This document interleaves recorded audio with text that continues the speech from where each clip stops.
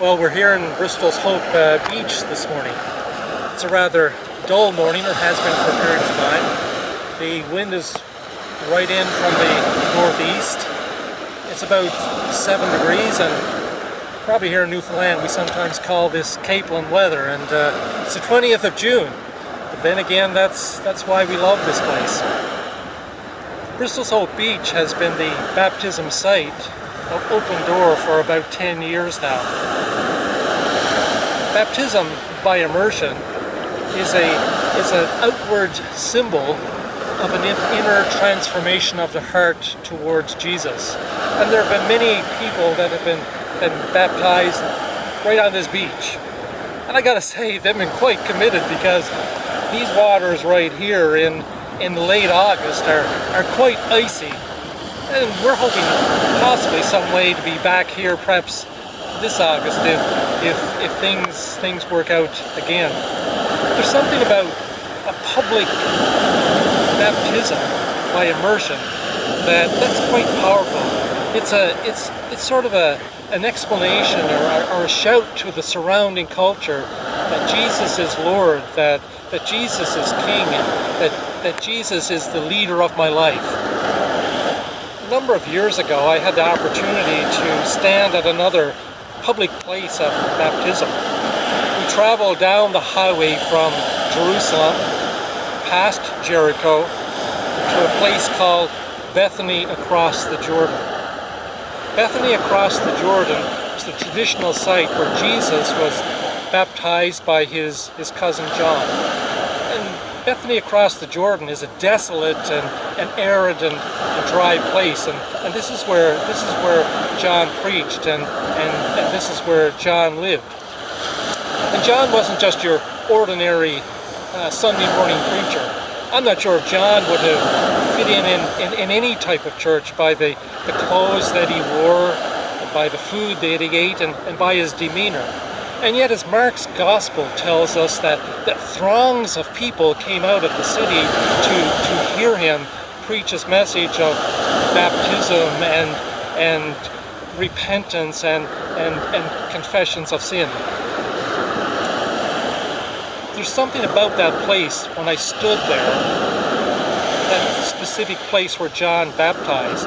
It was a strategic location. There are two main highways, or at one time were trading routes. One road went east-west from Jericho to Jerusalem, out to the Mediterranean, and then to the Judean hills. The other road that met it was the King's Highway that came up from Egypt and then proceeded all the way north and to the far east. And right at the intersection of those two roads, right there in the middle of the culture, this is where John was baptizing. There were all kinds of people gathering there, and you didn't have to belong to the temple to be there. You didn't have to belong to any type of religion or anything else to be there. As a matter of fact, Roman soldiers were there probably to keep the peace. And there in the throngs of all of those people, right in the public, in the midst of the culture, there was John proclaiming truth.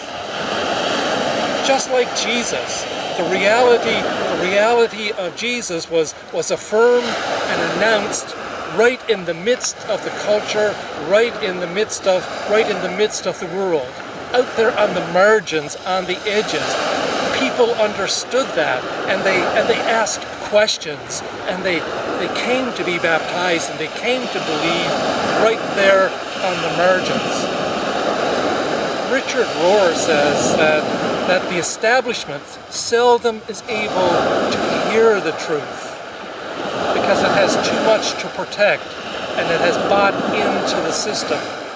As people of faith, we need to get away from the center, away from the traditional, the comfortable, the known, and to stretch out to those places that are on the margins to hear the truth. I have my places up on the margins. It may look different for all of us. Sometimes through literature, sometimes through music, sometimes through poetry, sometimes through science. I have my spiritual guides, and they point me to places where Jesus is revealed in those places where I hear the truth. And I'm so thankful for those people, my spiritual guides. But I also have spiritual guides who connect me through the world of addiction, or those who struggle with mental health, or those who struggle with many other areas of life and poverty, and it doesn't matter. I'm so thankful for those spiritual guides because they're able to help me hear the truth in places on the margins that I never ever would have thought possible. We sing a song at Open Door sometime, an African American spiritual. It says, you gotta move, you gotta move, you gotta move, you gotta move, child, you gotta move, because when the Lord gets ready, you gotta move.